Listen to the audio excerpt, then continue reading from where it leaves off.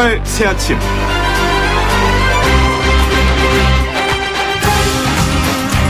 어제 수원지법 형사 12부는 이춘재 연쇄살인 8차 사건에 대해 재심 청구인 윤모 씨 측의 의견을 받아들이고 재심을 열기로 결정했습니다. 1988년 9월 16일 경기 화성시 태안읍 진안리 박모양이 자신의 집에서 성폭행을 당하고 숨진 채 발견된 사건에서 당시 윤 씨는 범인으로 몰려 무기징역을 선고받았고요. 20년을 복역하다가 2009년에 가석방되었죠.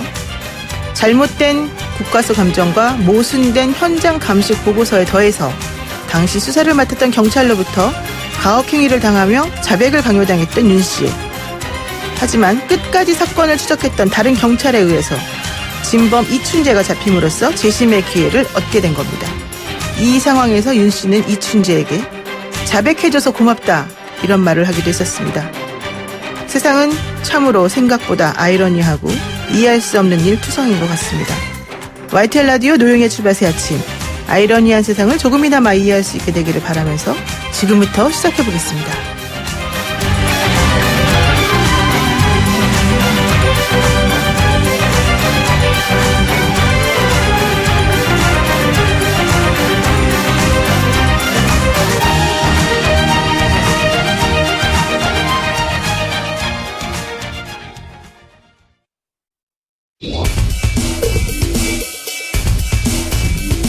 막히는 출근길 뉴스엔 급행 열차를 타라.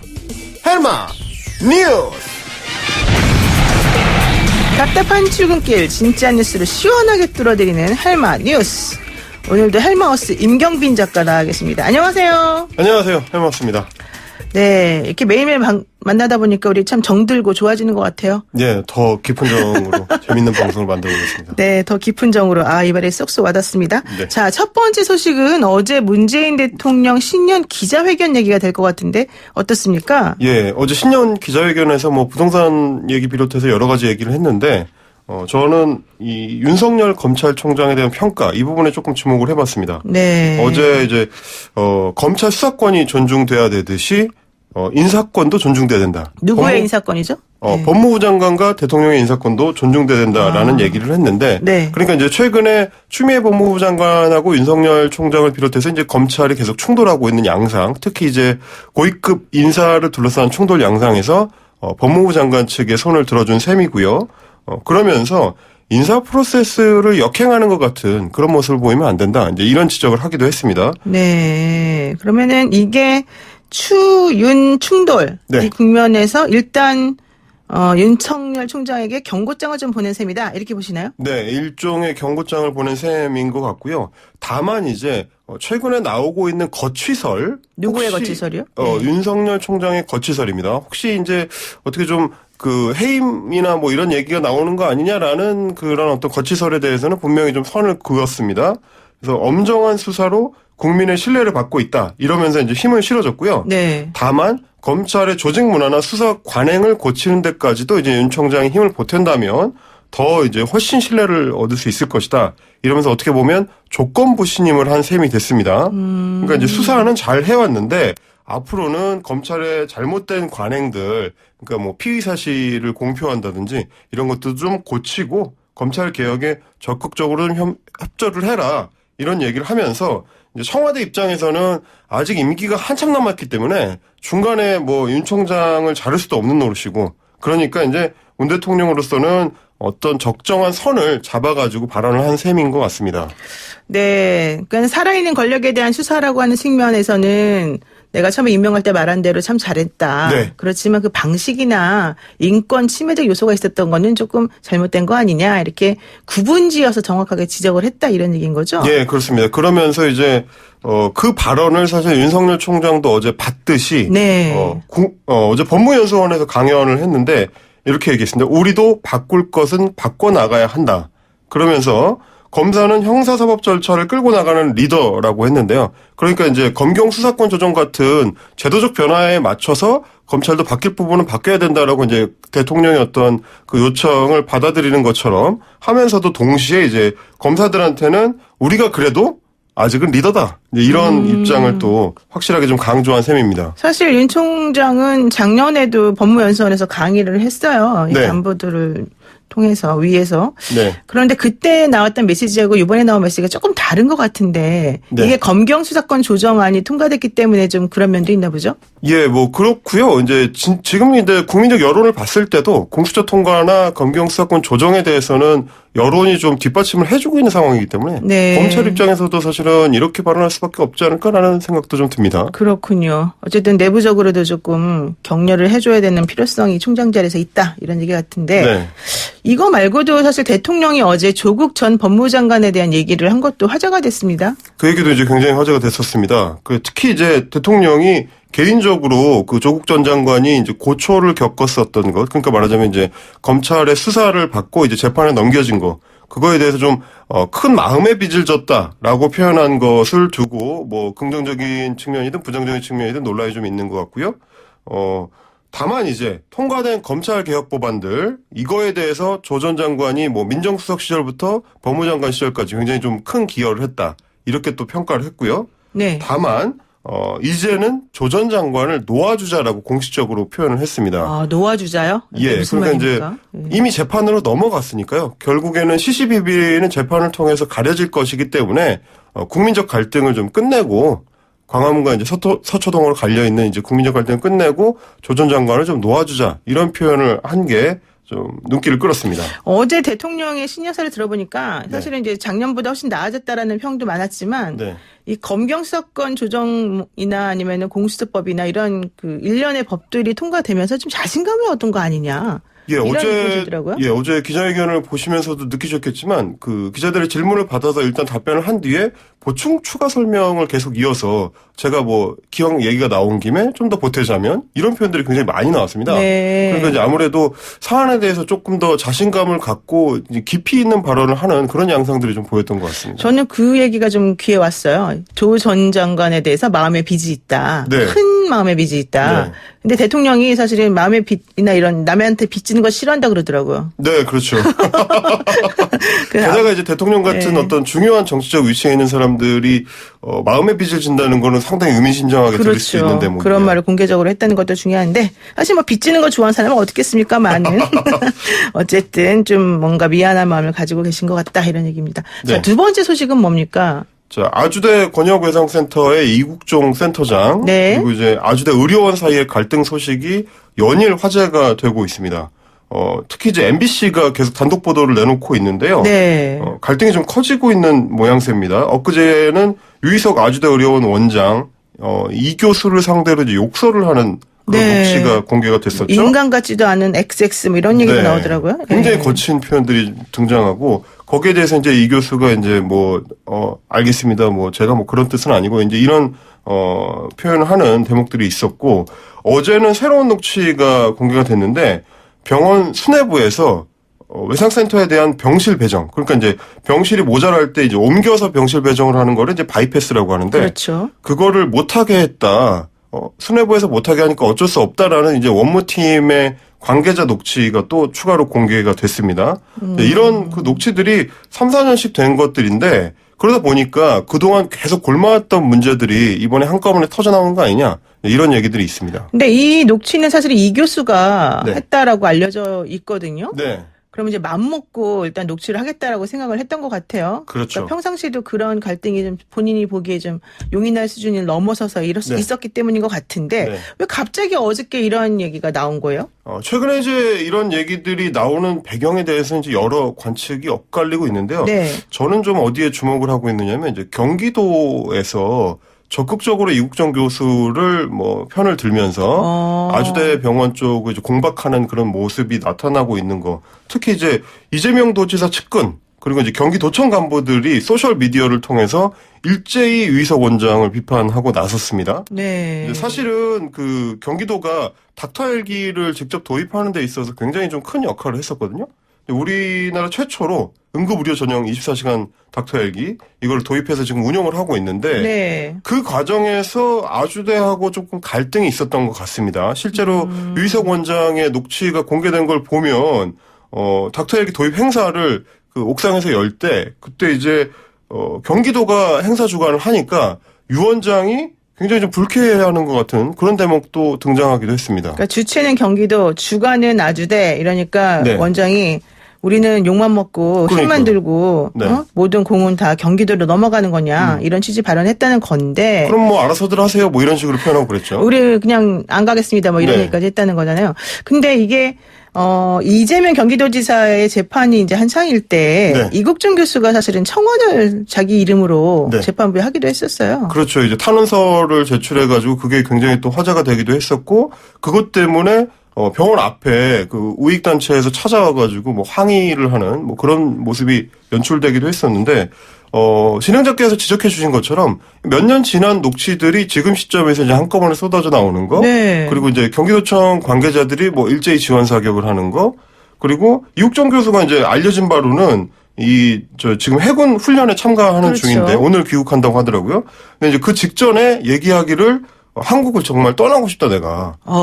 이런 표현을 했을 정도로 갈등이 굉장히 깊었다.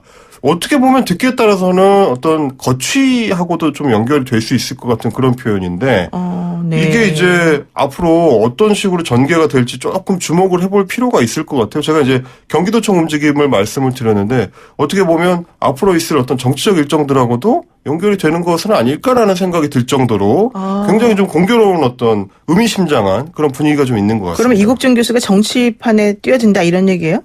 혹시 모르겠다라는 그럴 수도 그런 있다? 느낌이 예.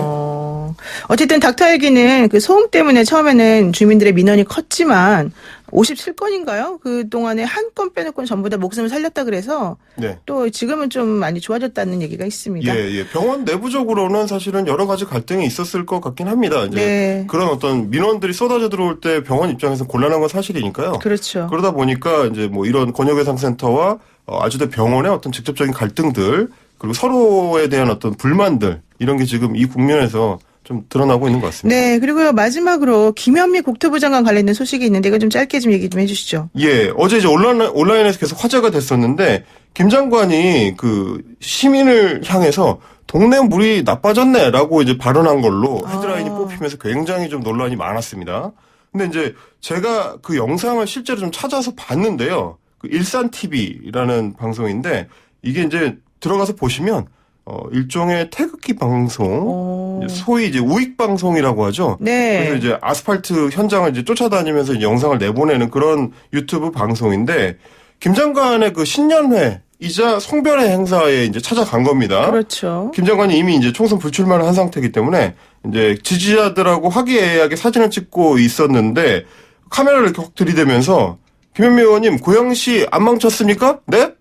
망쳐졌어요? 안 망쳐졌어요? 막 이러면서 이제 쫓아다녀요, 이분이. 네. 이러면서 이제 계속 자극을 하니까 김 장관이 좀 예민하게 반응을 하다가 안 망쳐졌어요. 뭐 이런 식으로 이제 말하자면 이동하면서 이제 사진을 찍다가 계속 질문하면서 비꼬고 이러니까 아유, 그동안 동네 물이 많이 나빠졌네. 이제 이러면서 받아치는 그 장면이 화면에 찍힌 겁니다. 이게 약간 고의성이 있어 보이는데 어쨌든 유도신문에 넘어간 건 아니냐 또 이런 얘기도 있습니다. 오늘 말씀 여기까지 듣겠습니다. 고맙습니다. 네, 감사합니다. 네, 지금까지 헬마우스 임경빈 작가였습니다. 헬이야? 안녕하세요. 가짜뉴스들을 지옥으로 보내버리는 헬마우스입니다. 저는 유튜버로서 그동안 구독자와 조회수만 신경을 써왔는데요. 이제는 YTN 라디오 고정 출연자로서 청취율 관리도 들어가겠습니다. 혹시 라디오 청취율 조사 전화를 받으신다면 즐겨 듣는 프로그램으로 노영희의 출발 새아침, 노영희의 출발 새아침 중요하니까 2번 말씀드렸습니다. YTN 라디오 노영희의 출발 새아침이라고 꼭 말씀해주세요. 이제 3번이네요. 이제 청취율도 헬마효과, 헬마코인 제대로 탑승해 봐야죠. 청취율 조사 전화에는 YTN 라디오 노영희의 출발 새아침. 동지들이여, 가자!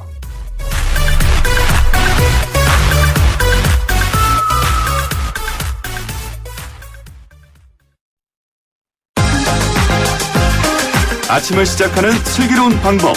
오늘 내게 이로운 뉴스. 노영희의 출발 새 아침. 슬기로운 인터뷰. 네, 패스트트랙 국민이 일단락이 되고요. 정치권은 본격적으로 총선 체제에 돌입을 했습니다.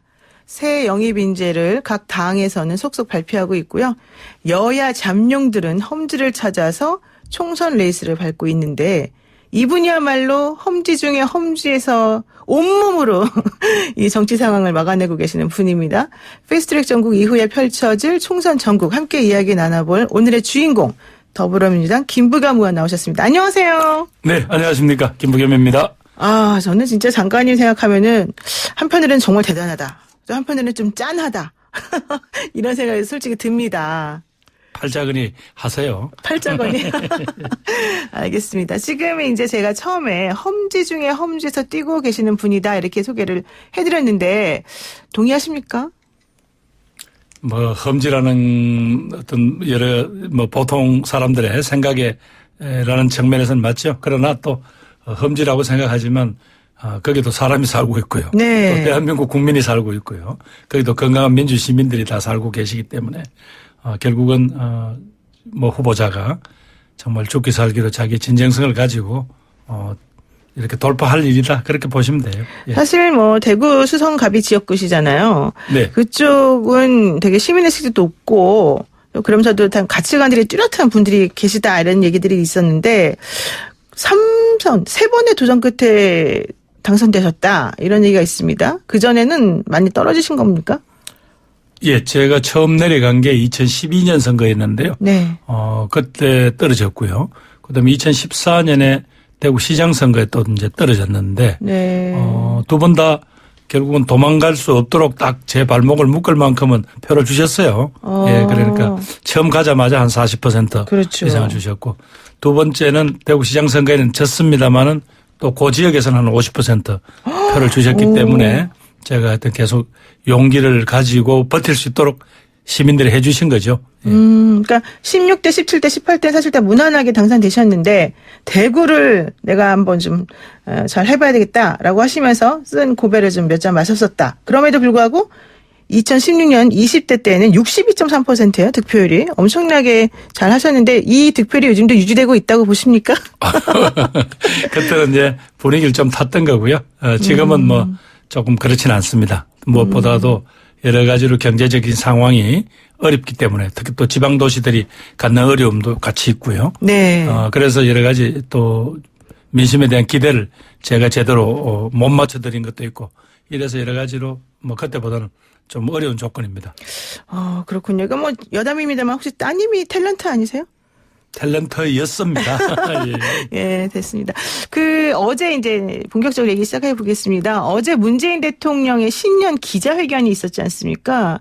인상 깊게 들으신 내용이라든가 총평을 해보신다면 어떨까요? 역시 이제 첫 번째 화두를 경제 문제로 꺼내시잖아요. 네. 그만큼 대통령도 지금 가슴에 국민들이 여러 가지 경제 문제 때문에 어려움에 처해 있다라는 걸 그런 걸 이제 알고 계시는 거죠. 네. 그러면서도 그냥 국민들에게 위로 말씀만 전하기보다는 오히려 앞으로 경제를 중요하게 생각하지만 우리는 성장이라는 것과 분배라는 이 어느 한 손도 놓을 수는 없다. 그래서 지금 현재 어려움을 그냥 거기에 주저앉을 건 아니다. 그러면서 결국 핵심은 이렇게 양극화되고 불평등된 국민들에게 어떻게 다시 한번 해보자라는 네. 희망과 용기를 줄 것인가 하고 또 그러면서도 우리 세대는 이렇게 살아왔습니다만 우리 후배 세대 혹은 우리 자식 세대들은 누구도 피할 수 없는 미래의 산업 네. 또 4차 산업혁명이라는 이런 문명적 전환 자체를 받아들여야 될 거 아니에요. 그렇죠. 거기에 대한 대비와 거기에 따른 어떤 성장의 길 이것이 같이 준비돼야 된다는 그런 고민을 털어놓으신 것 같아서 역시 이제 모든 정치 지도자들의 제1의 과제는 국민들에게 이 경제적인 어떤 희망을 만들어주는 것이다. 아마 대통령도 그걸 염두에 두시고 말씀하신 것 같아요. 진짜 그런 걸 보면 대통령도 참 극한 직업이다. 이런 생각이 듭니다. 자, 그런데 이제 어제 그 신년 기자회견에서 특히 눈길을 끌었던 두 가지 질문이 있었습니다. 하나는 조국 전 장관에 대한 거고 하나는 윤석열 총장에 대한 얘기였는데요. 조국 전 장관에 대해서는 큰 마음의 빚을 졌다. 이렇게 얘기를 하시더라고요. 어떤 빚을 말씀하시는 거예요? 아마 민정수석 할 때부터 몇 가지 일을 맡기셨는데 그중에 하나가 이제 검찰의 어떤 개혁 네. 그리고 우리의 형사사법 체계 전체에 대한 조금 문제점이 있는 것을 조정을 해 달라라는 어떤 그런 어떤 과제를 맡기셨던 것 같아요. 네. 그런 점에서 그 과제를 이루는 도중에 조국을 법무장관으로 이제 질 수밖에 없었고 또 그 과정에서 또 많은 상처를 냈고. 근데 막상 한 가족 전체를 네. 온 국민이 들썩할 만큼 그렇게 털었는데 뭐 현재 공소장이 나타난 걸로는 별 게 없잖아요. 물론 뭐 판단은 사법부 할 일입니다만은. 네. 그런 이제 그 과정에서 사실은 너무 많은 물론 뭐 과오라든가 실수 같은 게 있었던 건 사실이지만 네. 그렇다고 해서 이렇게 가혹한 결과 한 사람에게 다 짐을 지우는 것은 좀 지나치지 않은가라는 그런 안타까움이 있었던 것 같고요. 네. 또 검찰 개혁의 과제가 아직은 초기입니다만은 뭐 여기까지 오는데 결과적으로 이제 조국 전 장관과 그 가족이 희생양이 된 네. 어떤 그런 측면이 있다. 막 그런 마음에 일단 표시하신 게 아닌가 싶네요. 그러니까 조국 전 장관이 나의 이제 불쏘시개 역할은 여기까지다 하면서 그만두실 때 사실은 좀 미안했었다 이런 얘기가 좀 후문으로 들리는데요. 어쨌든 조국 전 장관 가족 수사에 대해서는 청와대에 국민청원 20만 건 넘는 그런 국민들의 의사가 좀 전달되기도 했었었고 그것 때문에 또 인권위에서 이제 조사를 한번 해봤으면 좋겠다 이런 얘기도 있었었는데 실제 조국 전 장관 수사에 대해서도 조금 너무 심하다. 너무 좀 약간 좀 방향성이 잘못됐다. 이렇게 좀 보시는 부분이 있어요, 장관님, 의원님도? 이제 그렇다고 하더라도 집권 여당 또 장관까지 지낸 분이니까 국민들이 정서적으로 사회적 강자가 아니냐. 그러니까 국가인권위원회가 소관 사항이라든가 이런 부분들이 사회적 강자 혹은 집권 세력보다는 오히려 사회적 약자라든가 자기 권리를 찾기 어려운 국민들을 위한 일들을 우선 봐주어야 되지 않겠냐는 네. 이런 정서가 있는 것 같아요. 그렇군요. 그리고 윤석열 검찰총장에 대해서 신뢰하느냐 이런 질문에 대해서는 검찰 개혁에 앞장서기를 기대한다. 뭐 그렇다고 해서 한 번 이걸 가지고 평가를 할 수는 없는 거 아니냐 뭐 이런 얘기를 하셨거든요. 이거는 무슨 뜻입니까?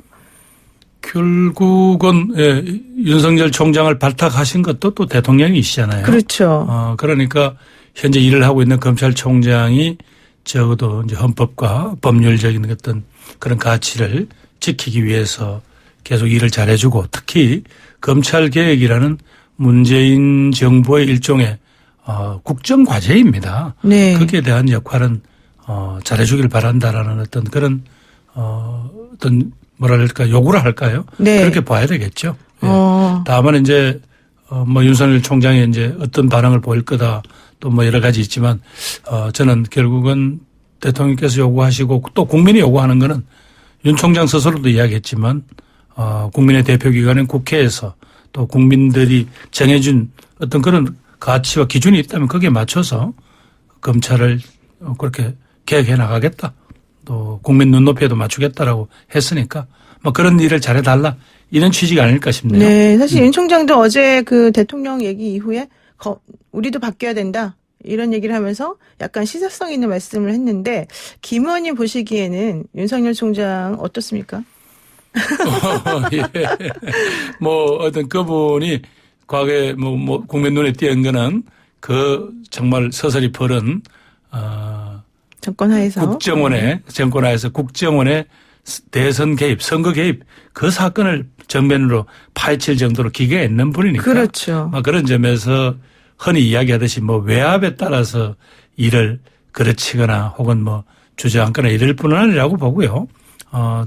대한민국 검사라는 거는 여러 가지 범죄가 있다고 생각하면 수사하여야 하고 또 그 수사에 대한 판단은 물론 법원이 하는 겁니다만. 네. 뭐 그런 역할을 당당히 할 거라고 봅니다. 또 그래야 최근에 있었던 조국 장관 임명을 둘러싸고 있었던 여러 가지 이런 우리 사회의 큰 갈등이지 않습니까? 네. 이런 문제가 오히려 수습이 되는 과정도 오히려 검찰이 자기 역할을 당당하게 잘해주고 근데 그 과정에서 과거 검찰이 누렸던 그런 어떤 특권이라 할까 혹은 그런 어떤 배타적인 네. 어떤 거기에 안주하거나 그런 데 대해서 다시 꿈을 꾸어서는 안 될 것 같아요. 네. 왜? 이제 국민들의 기준이 그만큼 높아진 거고 그렇기 때문에 이번에 65년 만에 형사소송법상의 중요한 권한인 검찰의 권한을 일부 경찰로 넘기게 된 그런 결정을 국회가 한 거거든요. 그렇죠. 누구보다도 윤석열 총장은 그런 점에서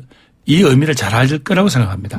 그러니까 국민의 눈높이를 바라보고 가져왔으면 또 그게 아마 대통령이나 국민 특히 또 뭐 법무장관하고 쓸데없는 뭐 그런 갈등을 일으킬 필요가 네. 전 없다고 봅니다. 그렇군요. 대구 민심도 그렇습니까?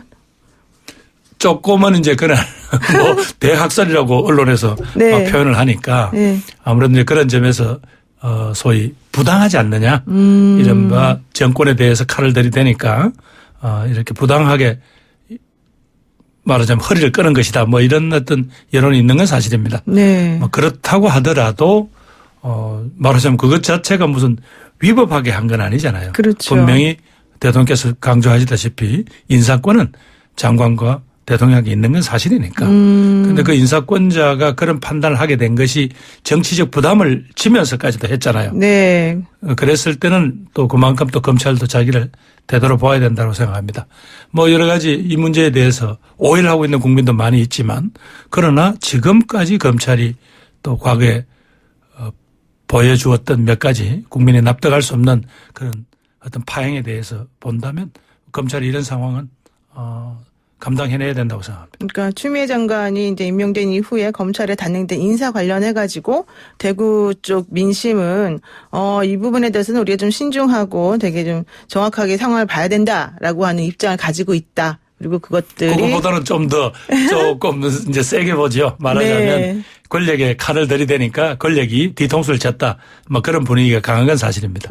그렇지만 이제 앞으로 어떻게 될지 지켜본 다음에 좀 신중하게 판단한다. 뭐 이런 얘기 그렇죠. 했대요. 그러니까 한 나라 전체의 형사사법 체계 중심인 법무장관과 검찰총장이 서로 대립하는 구도. 그렇죠. 그 옆에서 구경꾼들이 말을 하기는 좋지만 그거는 우리가 사랑하는 이 대한민국 민주공화국의 정상적인 모습은 아니잖아요. 맞습니다. 네. 자, 그리고요. 사실 이제 20대 국회의원이시니까 여쭤보겠습니다만 최악의 국회다 이런 평가가 있는 이 국회. 이게 이제 패스트트랙 정국이 마무리가 되면서 한국당에서 계속해서 수의 힘으로 혹은 힘으로 몰아붙이는 이런 폭거는 없었으면 좋겠다 뭐 이런 얘기도 했거든요. 근데 한국당에서 말하는 그런 종류의 평가 이런 것들은 어떻게 보세요? 뭐 우선 국민들이 20대 국회를 최악의 국회를 평가할 거다라는 그 비판을 아프게 받아들입니다. 사실은 우리 사회가 여러 가지 준비해야 될 과제 또 합의해야 될 사회적 갈등 요인이 있거든요. 네. 그 부분에 대해서 좀 그나마 납득할 만한 성과를 못 낸 부분들을 질책하시는 것 같아서 뭐 그 점에서는 여러 가지 드릴 말씀이 없습니다. 다만 이제 패스트 트랙에 올라온 법안. 네. 자꾸 패스트 트랙이라 그러니까 자꾸 많은 국민들이 정확하게 이해를 못 하시는데 어떤 꼭 필요한 법안을 어떤 소수자의 의견에도 불구하고 어떤 형태든 결론이 내게 그렇죠. 해놓은 게 이 제도입니다. 소위 신속 처리 안건 제도죠. 네네. 그럼에도 불구하고 약 250일 이상 걸렸어요. 그죠? 네. 이 안이 발의돼서. 그러면 그 사이에 충분히 안을 내놓고 토론하고 협상할 시간이 있었습니다. 그렇죠. 그런데 아쉽게도 제1야당의 지도부가 그런 방법을 택하지 아니하고 그냥 그래봐야 너희들이 어떻게 할 건데라는 것만 믿고 그냥 가버렸단 말이죠. 네. 심지어 그 과정에서 스스로 국회가 만든 국회 선진화법이라는 것을 무시해가면서 네. 의사를 방해하고 몸싸움을 하고 그러다가 많은 의원들이 지금 현재 뭐 기소가 되기도 하고. 기소가 되기도 하고요. 그래서 이런 부분들은 유감이에요. 왜 정치가 그런 분명히 자신들의 과제에 속한 건데 네. 그걸 가지고 아무 대책 없이 그냥 끌다가 설마 우리가 반대하는데 되겠어라는 것만 믿다가 아무런 기준을 못 냈어요. 네. 제가 여기 이제 혹시 노 변호사께서 질문을 주시면 하나하나 법안에 대해서 어느 정도까지 진행이 됐다가 이게 이제 네네. 좌절됐는지를 말씀드릴 수 있겠습니다만은 뭐 아침 시간에 긴 이야기는 드리지 않겠습니다. 그래서 그런 부분이 아쉽습니다. 네. 일단 아쉬운 마음을 뒤로 하고 1부 잠깐 여기서 마치고 2부에서 계속해서 이야기 이어나가도록 하겠습니다. 네. 노영의 출발 새 아침 1부에서는요. 더불어민주당 김부겸 의원과 이야기 나누고 있습니다. 잠시 후 2부에서 더 풍부한 이야기로 돌아오겠습니다. 네. YTN 뉴스 FM 노영의 출발 새 아침 2부 시작했습니다. 오늘은 더불어민주당 이부겸 의원과 함께하고 있습니다. 김부겸인데요. 김부겸 의원과 함께하고 있습니다. 죄송합니다.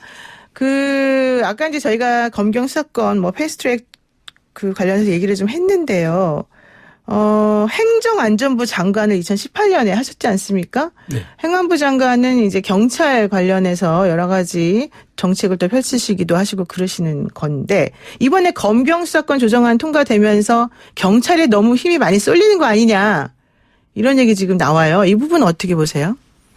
그래서 노 변호사님 질문에 답변 드리기 전에 네네. 제가 이제 아쉬웠던 거는 예를 들면 이제 공수처법이 올라왔을 때 이 네. 법에 대해서는 사실은 과거 유력 정치 지도자들은 전부 다 해야 된다고 그랬죠? 해야 된다고 주장하신 네네, 거예요. 맞습니다. 그렇다면 많은 국민들이 어느 정도 기대했던 것은 자유한국당에서도 이 검찰의 여러 가지 독주와 파행을 막을 수 있는 방법을 내놓고 토론을 했더라면 이게 결론에 이르질 수 있는 거예요. 네. 그런데 그냥 정권 연장을 위한 음모라고 이렇게 이야기를 하면 설득력이 없죠. 그 점이 제일 이제 아쉽다는 말씀을 드립니다. 우선 이제 많은 국민들이 걱정을 하십니다. 검찰은 그렇게 해봐야 수사 인력까지 더 해서 한 7, 8천 정도에 불과한데 경찰은 한 12만 5천 정도 되지 않느냐. 네, 엄청 많죠. 그런데 이 사람들이 모두 다 말하자면 앞으로 어떤 사법적 통제 바깥에서 혹시 파행이 일어나지 않느냐 이렇게 걱정을 하시잖아요. 네. 그래서 이제 우리는 두 가지를 준비했었죠. 우선 약 한 3만 3, 4천에 이르는 경찰, 국가경찰을 네. 그중에 지방자치경찰로 일단 보내는 겁니다. 그렇죠. 그러면 이제 거기서 조금 일종의 권한 분산이 일어나겠죠. 네. 그래서 우리 일반 국민들의 생활상에 일어나는 여러 가지 소소한 여러 가지 사건들 무슨 뭐 범죄들 이런 부분들은 지방자치경찰이 처리할 수 있게 하고 네. 그다음에 그렇게 되면 남는 국가경찰 중에서도 수사 분야는 일반 경찰의 지휘관들이 그걸 함부로 간섭하거나 건드릴 수 없게. 네. 그래서 사실은 국가수사본부를 별도로 만들어서 운영하는 어떤 그러면 또 수사 분야에서 한 2만 5천 명 정도의 전문 인력이 배치되게 됩니다. 네. 이렇게 되면 이제 우려했던 즉 경찰은 뭐 대테러라든가 마약 조직범죄 네. 전국에 걸친 무슨 강력 사건들 뭐 이런 부분들만 이제 국가경찰이 감당하면 되는 거니까 전체적으로 치안이라는 경찰 본래 목적은 그렇게 구성을 하고요. 네. 나머지 국민들의 인권과 관련된 여러 가지 어떤 수사라든가 이런 부분들은 또 전문 인력을 키우고 또 말하자면 하나의 단위로 움직이지 못하게 함으로써 서로 간의 견제가 되는 균형이 또 잡히는 그런 그림을 그렸었고 아마 그건 계속해 나갈 겁니다. 네. 그러니까 검경수사권 조정안이든 공수법이든 이제 통과된 것만으로 뭐 끝난 게 아니라 이제부터 시작이다. 막 그렇게 보시면 되겠습니다. 그렇죠. 왜냐하면 일부 이제 검사분들이 사표를 내면서 여러 가지 이제 조금 내용을 특히 경찰 개혁이 미진한 가운데서 검찰만 손을 대는 것은 뭐 이게 잘못된 것이다 이렇게 비판을 하셨는데 네. 왜 우리가 뭐 그런 비판이 나온다는 거를 그걸 왜 모르겠습니까? 그렇죠. 그렇기 때문에 경찰 당시에 이 정부의 조정안을 낼 때도 경찰 지휘부 보고 분명히 이야기를 했습니다. 그렇다고 해서 검찰에 이렇게 막강한 권한을 나눠준다고 해서 네. 바로 그것이 경찰한테 무슨 그걸 주는 게 아니라 경찰의 권한도 또 나눌 거다. 우리들의 궁극적인 목표는 어떤 제도가 국민의 인권 또 국민의 여러 가지 살다 보면 소소한 많은 침해들이 있잖아요. 민형사상. 네, 그렇죠. 그런 부분들을 누가 더 효율적으로 또 효과적으로 인권도 보장되면서 국민의 권리를 보호해 줄 것인가 이런 관점에서 접근하는 것이지 네. 마치 무슨 검찰이 미워서 당신들한테 뭐 권력을 준다. 심지어 경찰은 권력이 마음대로 휘두를 수 있으니까 그리 권력을 뺏어주는 거 아니냐.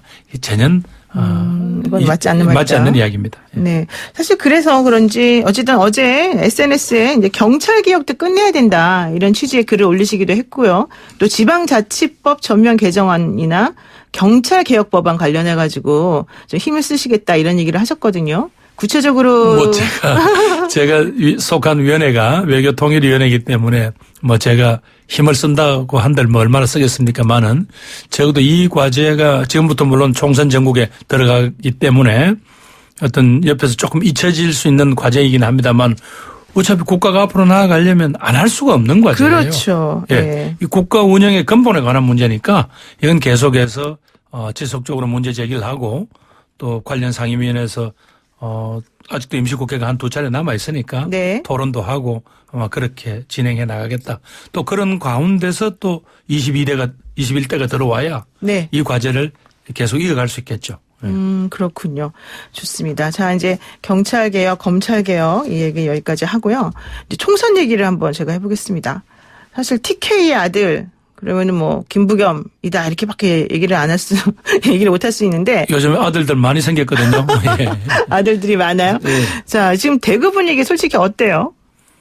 네, 현재로는 조금 특히 그 여론을 주도하시는 고 세대들은 지금 우리 정권에 대해서 매우 비판적입니다. 그 중에 하나는 이제 그 정치적인 이유도 있지만 또 하나는 이 지역 경제 자체가 어떤 새로운 어떤 방향을 못 찾고 있습니다. 네. 전통 산업에서 유지되던 그런 고용이라든가 부가가치 등이 이제 서서히 이제 말하자면 한계에 다가가고 있거든요. 네. 그러면 새로운 산업, 새로운 가능성 또 새로운 세대를 위한 일자리는 만들어지지 않고 있는 상황입니다. 네. 그러니까 거기에 대한 우려와 어떤 불만이 있는 데다가 정치적으로는 또 여러 가지 자신들하고 같은 가치를 갖지 않는 그런 모습들이 드러나니까 좀 화가 많이 나 있는 상태다 이렇게 보시면 됩니다. 뭐 이런 얘기도 있더라고요. 좀 배신감을 느낀다. 뭐 이런 얘기도 많이 있는 것 같은데 사실은 이제 중요한 게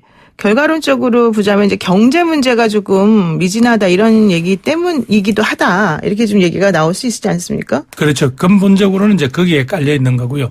특히 이제 지방 경제 자체가 지금 다들 어렵습니다. 어렵죠. 네. 그런데다가 방금 말씀드린 대로 이젠 전통적인 가지고는 더 이상 안 되잖아요. 네. 그러면 다음 세대들을 위한 미래 먹거리나 이런 게 준비가 돼야 되는데 그런 부분에서 국가가 어떻게 좀 직접 뭘 다 결정을 할 수는 없잖아요. 네. 그럼 스스로 자신들이 이러이러한 것을 해서 우리 지역이 한번 살아보려고 하니까 국가가 도와주시오. 이제 이런 식으로 좀 방향이 바뀌어야 되는데 지금 그 과도기라고 보시면 됩니다. 그렇군요. 그리고 이제 이번 총선 관련해서는 좀 변수들이 몇 개 있다 이런 얘기 하는데 그중에 큰 변수 하나가 보수 통합이다. 이런 얘기 하고 있습니다. 그래서 중도 세력까지 아우르는 통합을 지금 한국당에서는 계획하고 있다 이런 얘기 들려오는데 이런 식의 그 보수 통합이 총선에서 영향을 많이 미치겠죠? 그렇죠. 선거라는 게 기본적으로 큰 몇 가지 입장을 가지고 결정하는 건데 현재 우리 정권에 대한 불만이라든가 혹은 경제 상황에 대해서 여러 가지 답답함을 느끼는 분들은 야권이 그런 식으로 어느 한쪽으로 통합이 돼버리면 네. 그쪽에 대한 관심이 더 커질 가능성이 많다고 봐야죠. 네, 그렇군요. 그렇게 되면은 일단 좀 힘드실 수도 있는데 여권 내 또 잠룡들 행보에 대해서도 요즘에 이제 사람들이 관심이 많단 말이죠. 그래서 뭐 이낙연 총리가 이제 종로의 전세 계약도 체결하셨다 이러면서 그럼 황교안 그 자유한국당 대표하고의 그런 빅매치 가능성 이런 얘기도 좀 점쳐지고 있습니다. 그 여러 가지 의정 활동도 많이 하시고 경험이 많으시니까 솔직하게 어떠실 것 같아요? 아니 그런데 그 빅매치를 하시면 다음 왜 대선에서 빅매치를 하시게 그렇게 지켜보시지 왜 꼭 국회의원 선거에서 그렇게 빅매치를 시키시려고 하는지 모르겠네요. 두 분 다 네. 우리 정치에서는 다 귀한 지도자들인데 그렇죠. 서로 간에 어찌 보면 대선을 보면 예선이나 마찬가지에 거기에 온 힘을 쏟으라고 하시지 말고요. 아마 두 분 다 당이라는 자신이 속한 정치 집단 전체의 전략적 배치에 따라서 행동하시지 않겠나 그렇게 생각합니다. 네, 그렇군요. 즉답을 피하시는데. 자, 그리고요. 이제 얼마 전에 출판 기념회를 사실 하셨습니다. 북 콘서트 형식으로. 근데 여기에서 이제 무슨 얘기를 하셨냐면은 과도한 진영 논리와 정치 투쟁에 빠져서 밥값도 제대로 못하는 정치가 됐다. 일부 지지자들에게만 박수를 받는 튀는 정치는 하지 않겠다. 이런 얘기를 하셨단 말이죠. 이 얘기는 지금 현재 여권에 대해서도 조금 쓴소리도 하고 할 말은 하겠다 이런 말로도 사실 들리거든요. 이거 어떤 의미입니까? 그러니까 이제 저는 이렇게 생각했으면 좋겠습니다. 우리들의 정치적 입장이 뭐 보수일 수도 있고 진보일 수도 있고 그렇죠. 또 여일 수도 있고 야일 수도 있지만 이 공동체 전체의 운명에 대해서 우리는 모두 다 책임을 져야지 나는 그게 책임이 없나요? 그런데 우리 공동체 전체의 운명이라는 게 그럼 어느 한쪽이 끌고 간다고 다른 쪽이 예를 들면 거부하는데 그게 끌고 갈 수가 있나요? 그렇군요. 우리 사회가 지금 부딪히고 있는 몇 가지 당면 과제들 예를 들면 노동 문제, 네. 미래 먹거리 문제, 네. 남북 문제, 남북 문제를 필요한 한반도 평화 문제, 또 동북아 국제 평화 안정에 관한 문제, 이런 문제들 또 아까 말씀하신 대로 이제 4차 산업혁명이라는 새로운 세대를 위한 네. 교육이나 이런 문제를 보수나 진보가 어느 한쪽의 해법 가지고 이게 가능하지 않단 말이죠. 네네. 그러면 어떻게든 간에 우리는 어렵지만 끈질기게 토론해서 결론을 내고 그 결론의 수준까지는 일단 가봐야 되잖아요.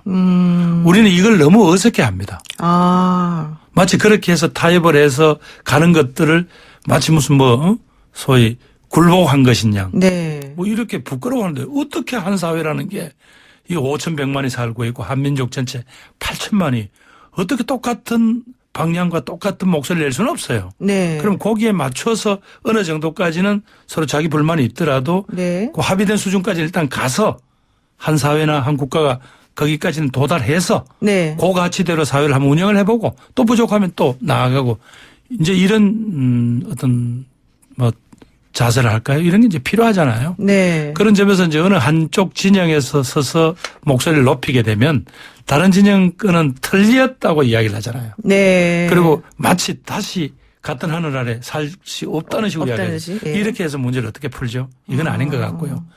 또 그런 극단적인 자세 때문에 우리 민족은 몇 차례 정말 씻을 수 없는 큰 비극을 치렀지 않습니까? 네. 이제는 그럴 때는 아니라는 거죠. 특히 또 21세기고 개별 한 인간의 가치와 또 그분이 가지는 인권이라는 게 이거는 이제는 어느 체제나 어떤 이유로도 그것을 짓밟거나 그걸 무시할 수가 없죠. 그렇죠. 그럼 어떡하지? 서로 간에. 네. 우리가 더불어 산다라는 이 합의를 이루기 이전에는 어떤 방법이 있어요? 저는 뭐 그런 점에서 특히 그중에서 대표적으로 위임받은 국민들로부터 위임받은 그분들은 더 신중하고 더 치열하고 더 보는 시야가 넓어져야 된다고 제가 주장하는 거죠. 네, 그렇군요.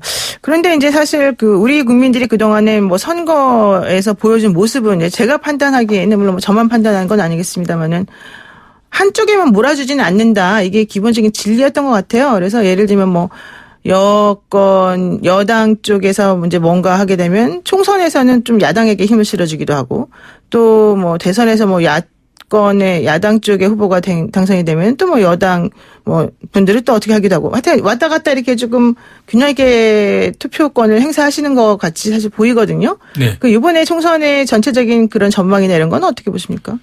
예, 많은 분들이 그냥 평이하게 지금 야권이 분열돼 있고 조금 눈에 띌 만한 어떤 그런 정치력이 보여지지 않으니까 또 여권이 무난하게 그냥